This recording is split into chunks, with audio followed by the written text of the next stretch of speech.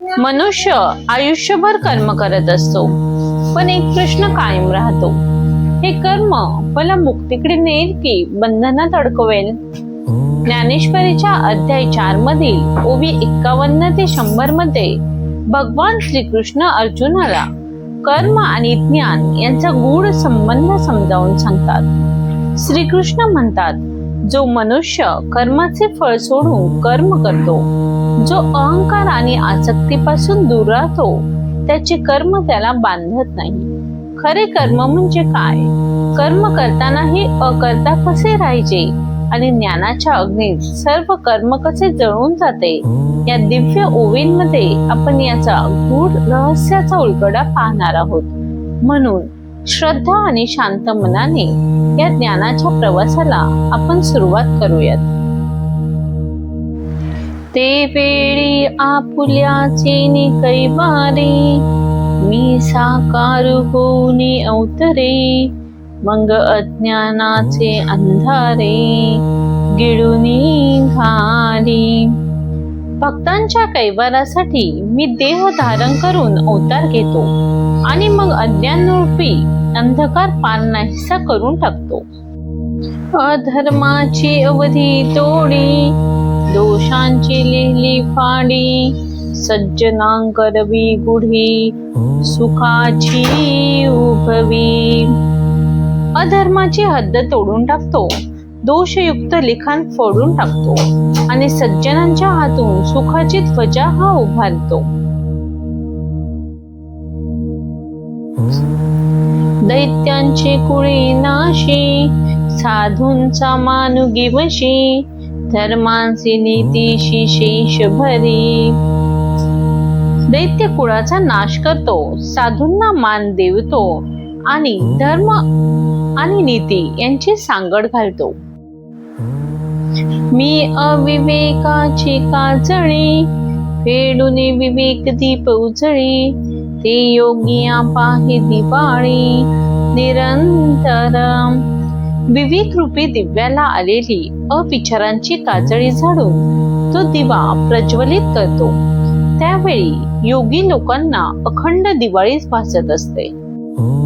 सत्सुखे विश्व कोंदे, धर्मुची जगी नांदे, भक्ताने गती दोंदे सात्विकांची. तेव्हा सर्व जग आत्मसुखाने भरून जाते. फक्त धर्म जगामध्ये नांदू लागतो आणि भाविक जन सात्विक भावांनी परिपूर्ण होतात.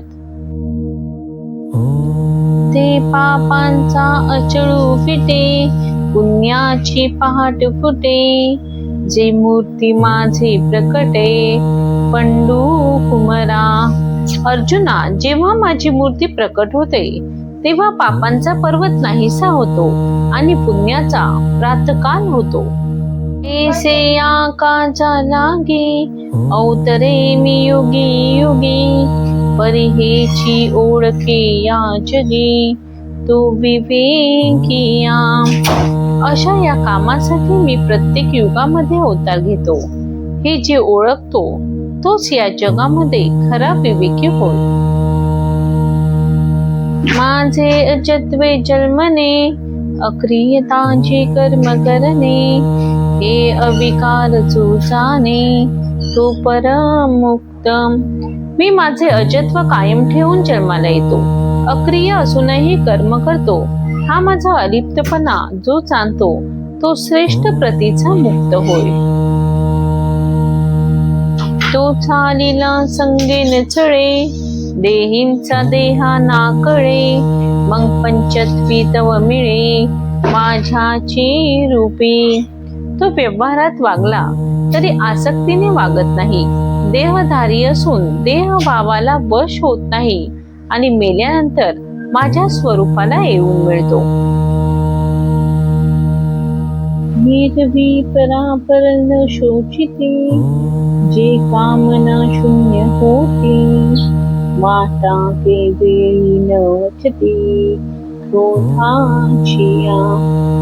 एरवी आपल्या किंवा दुसऱ्यांबद्दल जे शोक करत नाहीत त्यांच्या कामना नाहीशा झालेल्या असतात, जे केव्हाही क्रोधाच्या वाटेने जात नाहीत.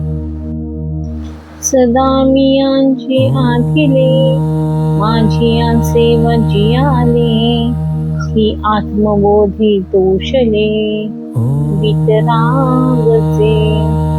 माझ्या भावनेने जे नेहमी संपन्न असतात, माझ्या सेवेसाठी जे जगत असतात, आत्मज्ञानाने जे संतुष्ट झालेले असतात व ज्यांचे विषयांवरील प्रेम नष्ट झालेले असते.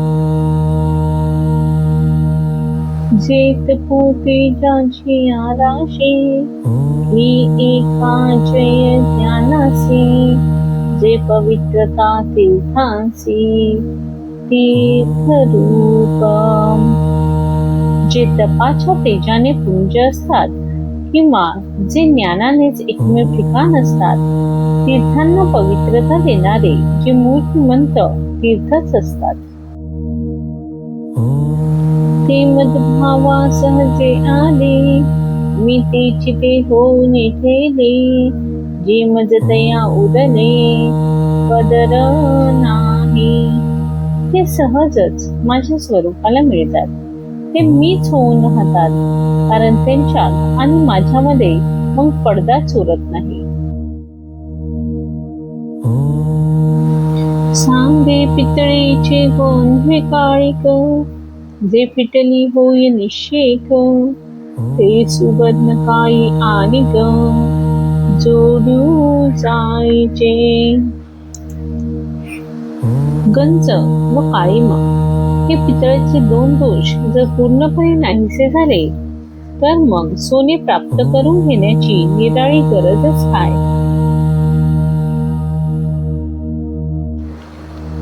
तैसे यमनियमी कडसले, चित पोत्याने चोखाळले, मी ते चिते चाहले, इथ संशयो कायसा. त्याप्रमाणे जे यमनियमांनी कढवून निघाले, तपाने व ज्ञानाने जे शुद्ध झाले ते मद्रुप झाले, यात संशय कसला. एरवी तरी पाही, जे दैसे माझ्या ठाई, भजती तया मीही तैसाची भजे. अर्जुना, दुसरे असे पहा, जे जशी माझी भक्ती करतात त्यांच्यावर मी त्याप्रमाणेच प्रेम करतो. देखे मनुष्य जात सकळ, हे स्वभावता भजनशीळ, जाहले असे केवळ माझ्याई ठाई. हे पहा, जेवढे म्हणून लोक आहेत ते स्वभावताच माझी भक्ती करणारे आहेत. परी त्याने विन नशिले, जे बुद्धी भेदासे आले, तेने चिता कल्पिले अनेकत्व. पण ज्ञान नसल्यामुळे त्यांच्या ठिकाणी भेद बुद्धी उत्पन्न होते. त्यामुळे मी जो एक आहे त्यात माझ्या ठिकाणी ते अनेकत्वाची कल्पना करत असतात. नोनी अभेद भेद देखती, यया अनम्या नामे ठेविती, देवी देव म्हणती अर्चा अर्चाते. म्हणून वास्तविक जिथे अभेद आहे तिथे भेद ते पाहतात. मी नामरहित असून मला अनेक नावे देतात आणि शब्दांच्या पलीकडचा असूनही कोणी मला देव तर कोणी देवी असे संबोधतात. सर्वत्र सदा सम, तीर्थ विभाग अधोत्तम, मते वंशे संभ्रम विवंचिते. मायेच्या अधीन होऊन जो मी सर्व ठिकाणी सारखा आहे, त्या माझ्या ठिकाणी ते अज्ञानाने वाईट चांगला असा भेद करत असतात. मग नाना हेतु प्रकारे, यथोचिते उपचारे, मानिली देवतांतरे उपासीते. मग नाना प्रकारचे हेतू मनात धरून आपण मानलेल्या निरनिराळ्या देवतांची योग्य उपचारांनी विधीपूर्वक उपासना करतात. तीर्थ जे जे अपेक्षित, ते ते सांची पावती समस्त, परी ते कर्मफळ निश्चित ओळख तू. मग जे जे यांच्या मनात असते ते सर्व त्यांना मिळते, पण ते केवळ त्यांच्याच कर्माचे फळ आहे हे तू निश्चयाने समज. वाचून देते घेते अनेक निभ्रांत नाही सम्यक इथ कर्माची फळ सूचक मनुष्य लोकी.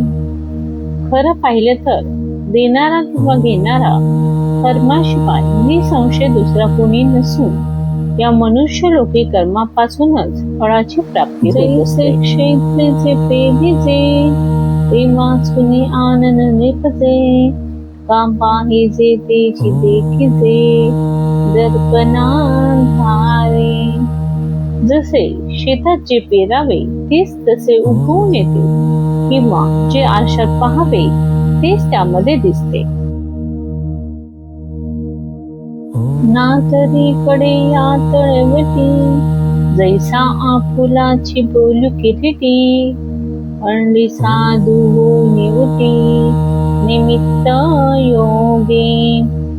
किंवा डोंगराच्या कड्याजवळ उभा राहून आपण बोललेला शब्द प्रतिध्वनीच्या रूपाने तसाच उमटतो. तेचा समजता या भुजना मी तक्षभूत पै अर्जुना इत प्रतिफळे भावना आपुलाली. त्याप्रमाणे अर्जुना या सर्व उपासनांचा मी केवळ साक्षी आहे. उपासकांची जी भावना असते तीच त्याला फळ देत असते. आता याची खरी जाण चारी हे वर्ण सृजिले म्या गुण कर्म विभागे. आता याच प्रमाणे तू हेही लक्षात ठेव, हे जे 4 वर्ण आहेत ते सुद्धा मीच गुण आणि कर्म यांच्या विभागानुसार उत्पन्न केलेले आहेत. प्रकृतीचे आधारे गुणाचे व्याधिचारे कर्मे तदनुसारे विवंचेली. आणि त्या 4ही वर्णाच्या कर्माची आपापल्या प्रकृती धर्माने व गुणांच्या तारतम्याने व्यवस्था केलेली आहे. इथे हे धनुष्य पाणी कधी जाहले गाच हुवरणे ऐसी गुण कर्म कडसनी केली सहजे. अर्जुना, हे सर्व लोक मूळचे एकच, पण त्याची गुण व कर्मानुसार 4 वर्णामध्ये विभागणी झालेली आहे. म्हणून ऐके पार्था हे वर्ण भेद संस्था मी करता नभे सर्वथा यांची लागे. म्हणून अर्जुना ऐक, ही वर्ण भेदाची व्यवस्था अशी असल्यामुळे तिचा करता मी मुळीच नाही. हे मजची स्तप चाहले परिम्या नाही केले ऐसे जेने जाणितले तो चुकला गा. ही व्यवस्था ही माझ्यामुळेच रूढ झालेली आहे, परंतु ही मी केलेली नाही. अरे अर्जुना, हे ज्याने तत्वता ओळखले तो मुक्त झाला. वाकेल कुभुक्षु जे होते तेही शिया जाणून माते कर्म केली समजते धनुर्धरा. अर्जुना, पूर्वी जे मुमुक्षु होऊन गेले त्यांनी मला अशाच प्रकारे जाणून सर्व कर्म केले. परी ते बीजे जैसे दग्धली युगपतींची पेरीही तैशी कर्मेची परिचया जाहली मोक्ष हेतू. परंतु भासलेले बी जर पेरले तर ते उगवत नाही, त्याप्रमाणे ती निष्काम कर्मेच त्यांना मोक्ष प्राप्तीस कारणीभूत झाली. ठिकाणी कही अर्जुना हे कर्म विवंचना आपुले चाळे सध्याना योग्य नाही. या बाबतीत अर्जुना आणखी एक महत्वाचे आहे. हा कर्माचा विचार जाणत्या पुरुषास देखील आपल्या बुद्धीने करता येईल असा नाही. कर्म म्हणे देते कवन, अथवा अकर्मा काय लक्षण, ऐसे विचारिता विचक्षण, कुंभोनी केले. कर्म कशाला म्हणावे अथवा अकर्माचे लक्षण काय याचा विचार करता शहाणे चिकित्सकही घोटाळ्यामध्ये पडतात. जैसे काकुंडे नाणे, हृदयाचे निसारखेपणे, डोळ्यांचेही देखणे, संशयी घाली. जसे खोटे नाणे हुबेहूब खऱ्यासारखे दिसते, त्यामुळे जाणत्यांच्या नजरेला देखील संशय वाटतो. तैसे निष्कर्म्यतेची भ्रमे, गितींचीच आहाती कर्मे, जे दुजी सृष्टी मनोधर्मे, करू सकते. याप्रमाणे केवळ मनाच्या संकल्पाने प्रतिसृष्टी उत्पन्न करण्याचे ज्याच्या अंगी सामर्थ्य असते, तसे ज्ञानी देखील आम्ही कर्मातीत झालो अशा प्रकारच्या भ्रमामध्ये सापडतात. वाचुनी मूर्खांची गोठी कायची, इथ मोहले कांकांतदर्शी, म्हणून आता तेची परीची, सांगेन तुझ. या बाबतीत चांगले दूरदर्शी देखील मूढ जातात. मग तिथे मूर्खांची काय कथा, म्हणून आता तुला तीच गोष्ट सांगतो ते ऐक. तरी कर्म म्हणजे स्वभावे, जेने विश्वांकारू संभवे, ते सम्यकाधी जाणावे लागेत.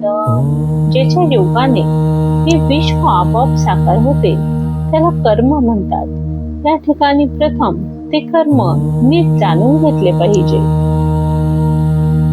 मग वर्णाश्रमाचे उचित, जे विशेष कर्म विहित, तेही ओळखावे निश्चित, उपयोगीसी. मग वर्ण आणि आश्रम यांना जे कर्म विशेष योग्य म्हणून सांगितलेले आहे त्याची सुद्धा त्यांच्या उपयुक्ततेसह चांगली ओळख करून घेतली पाहिजे. पाठीचे निश्चित म्हणिपे, तेही बुजावे स्वरूपे, तुले काही न गुंफे आपैसेची. त्यानंतर ज्याला निश्चित कर्म म्हणतात त्याचेही स्वरूप ओळखणे गरजेचे आहे. असे झाले म्हणजे मग धनंजया ही कर्मे बाधत नाही.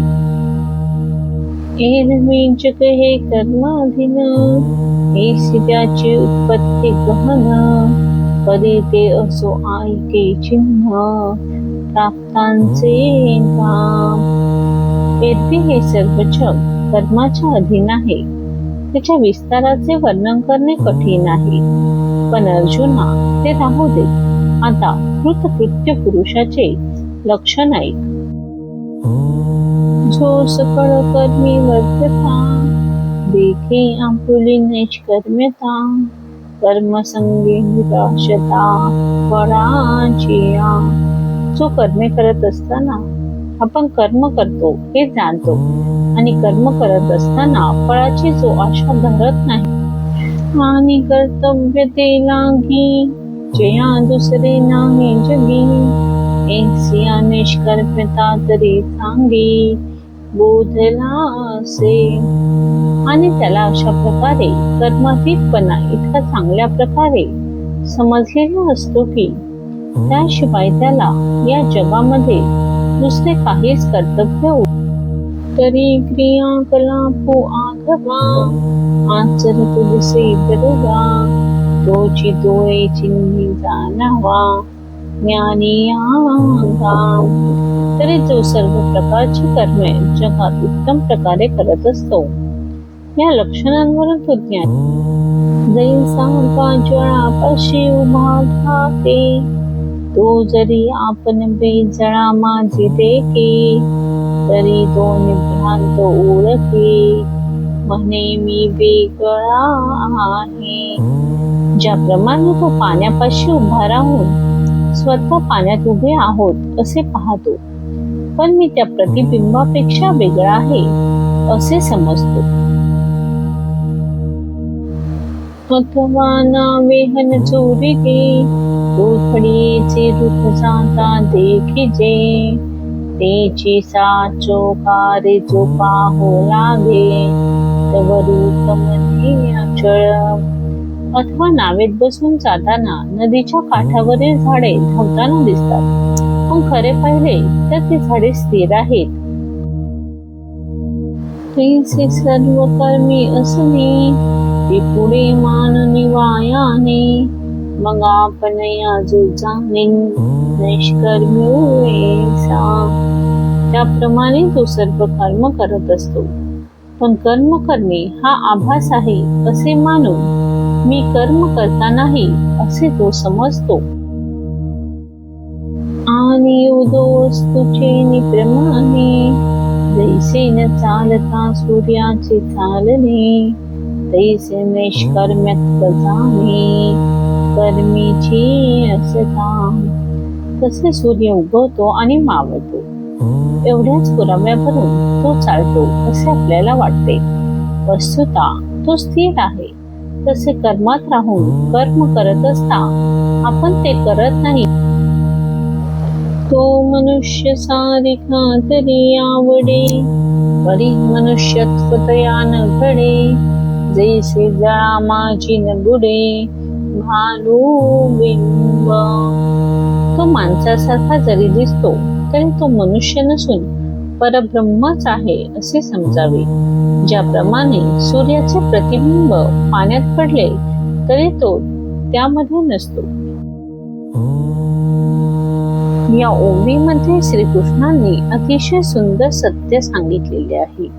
ज्ञानाचा अग्नी इतके शक्तिशाली आहे की ती सर्व कर्मांचे बंधन जाळून टाकते. जरी मनुष्य श्रद्धा ठेवतो, ज्ञान प्राप्त करण्याचा प्रयत्न करतो आणि अहंकार सोडून कर्म करतो, त्याला खऱ्या अर्थाने शांती आणि मुक्ती प्राप्त होते. म्हणूनच श्रीकृष्णांचा संदेश स्पष्ट आहे. ज्ञानाने प्रकाशित झालेले कर्मच मनुष्याला परमेश्वराच्या जवळ घेऊन जाते. चला या दिव्य ज्ञानाला आपल्या जीवनामध्ये उतरूया. श्रीकृष्णार्पण मस्तु.